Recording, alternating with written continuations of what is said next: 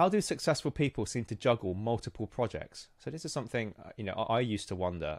I looked around, and some people I knew, they had multiple businesses, and they had very good health and fitness, and they just seem to have everything together. And I was kind of thinking, how on earth are they doing that? I can't even get one thing off the ground. So many exploit the system I'm about to show you. But before that, a quick question for you. How many people are in the air right now? And we're talking on planes around the world. Have a little think about that. Take a few seconds to guess. Throw me a number. 1.5 million people, approximately. It would look like this times 1,000. Lots of people in the air. Sometimes I think about this, it's pretty crazy. But we don't get them all in the air at the same time, do we? These are the planes that take off. We take them off. 162 passengers on board a plane, one by one.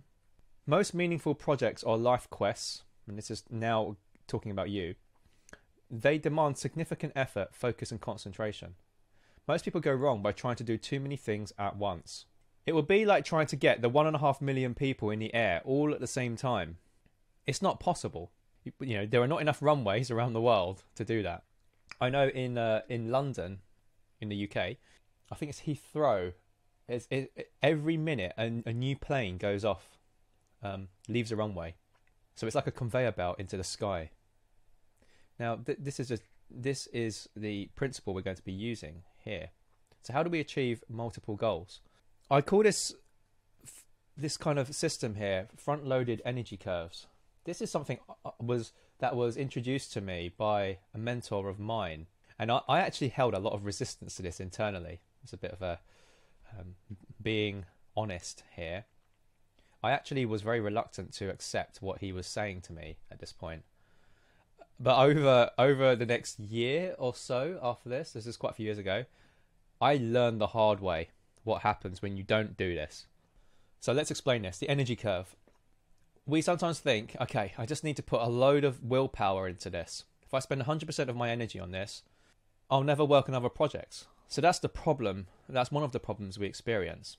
If I need to get this plane off the ground, this project, when am I going to focus on my fitness? When am I going to focus on my social life? When am I going to focus on this other project, on my work?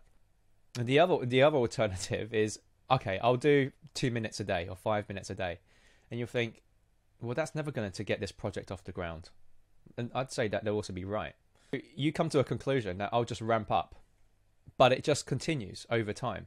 And so what you will say is ramping up means I'll have less space to do other things later. So there's this finite amount of energy you need, or your willpower, to work on it. So if you focus on, say, your fitness, that's the only thing you'll be focusing on.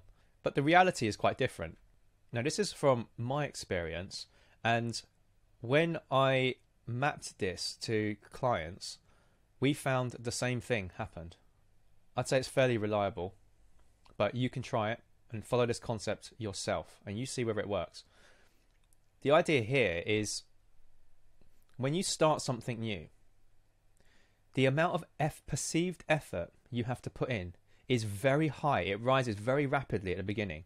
It feels like it's the only thing that you can focus on. What happens is the initial period comes here, and the amount of energy input you need to put in is very high. So you end up with this very steep rise and then a peak.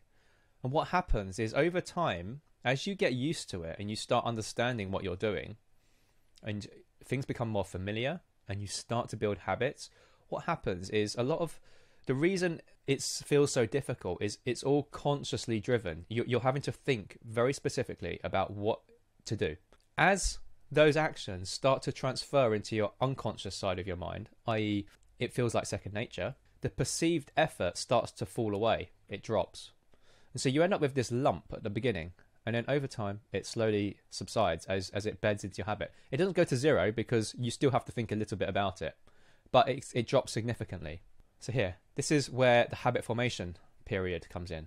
So just to give you an example, when you've started a new job, the amount of cognitive load that you experience is really high at the beginning.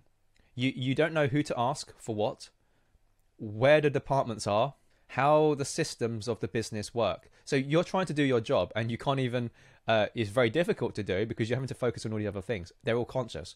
What happens after maybe 1 or 2 months? You understand all of those things and they all bed into your subconscious, and then you can focus on what you need to do. And so the load drops away. So what happens? So this is essentially what the effort feels like. It's very front loaded. But most people, they get to the top, and if you're working on your own project, if you're working in a job, you are forced to go through this curve, and then you experience it.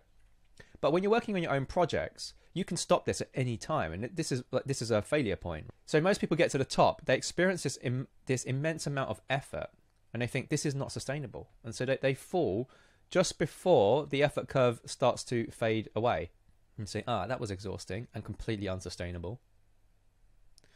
This bit is always hard.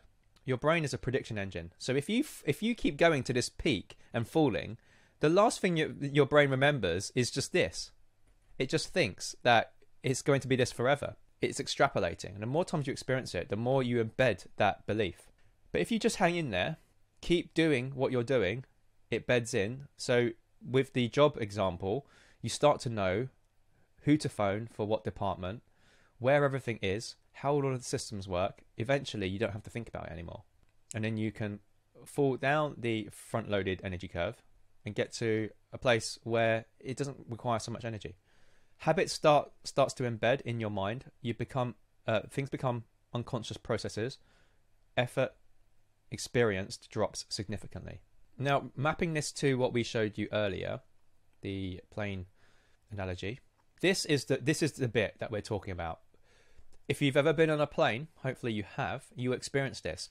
Everyone is focusing in this period of time. It's pretty intense, and if you're not a very good flyer, it's even worse. Even as a passenger, you're having to concentrate, even though you're not flying the plane. But the pilots, air traffic control, runway, everything is focused on getting the plane off the ground. Very intensive work. Mapping these two charts, you've got this period and this period. Now, how does this work with multiple goals? Like, how does this all relate? The idea is we've got this takeoff window. And what we want to do is we want to give it all of the focus, and we line up the next plane to take off when a first plane is on track. Once it's maybe getting to above the clouds, then you can take off and you can focus on the next one. So what it looks like is this. If you want to be really efficient with this, you give your project, your first plane or project 1, that period. You look for signals of things starting to bed in, and then you can start stacking your next plane or getting your next plane ready for takeoff. Project staggering, like this. Now, in reality, of course, it doesn't go to zero, so it does accumulate. But what happens is it's much more manageable because the peaks of energy. So this is, and when we're talking about energy, we're talking about that perceived effort. And if you get to over 100, that's when you just feel exhausted, emotionally, physically. So yeah, it looks like this. This is a framework you can attempt to follow. And I'll tell you how to build this into with your real activities shortly.